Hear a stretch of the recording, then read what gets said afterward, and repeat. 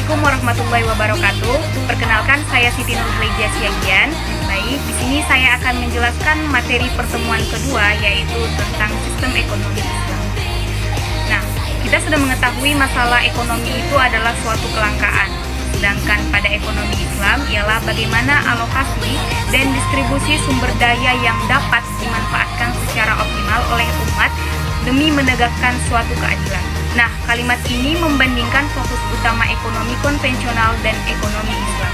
Di mana ekonomi konvensional itu melihat suatu kelangkaan sebagai masalah utama, yaitu bagaimana memenuhi kebutuhan manusia secara adil dengan sumber daya yang terbatas.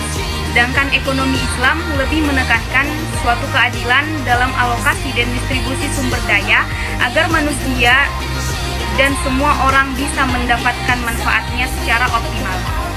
Maksudnya dalam ekonomi Islam itu bukan hanya soal bagaimana memproduksi suatu barang atau jasa, tapi juga bagaimana membaginya secara adil. Sistem ekonomi Islam ada 3 macam, di mana yang pertama kelembagaan sistem ekonomi Islam. Maksudnya seperti zakat, wakaf, dan baitul mal. Nah, kelembagaan sistem ekonomi Islam mencakup hal-hal berikut, seperti pertama, hak kepemilikan individu. Islam mengakui hak milik pribadi, tapi ada batasannya, seperti kewajiban berzakat. 2. Perjanjian akad.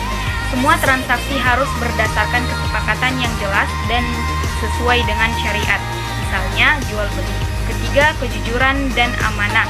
Sangat penting dalam bisnis dan perdagangan agar tidak ada yang namanya kecurangan. 4. Pembagian resiko.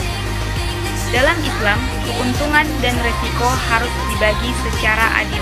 Misalnya dalam sistem bagi hasil seperti mudharabah dan musyarakah. 5. Perilaku pasar. Pasar harus berjalan dengan lancar tanpa adanya yang namanya monopoli riba atau penipuan.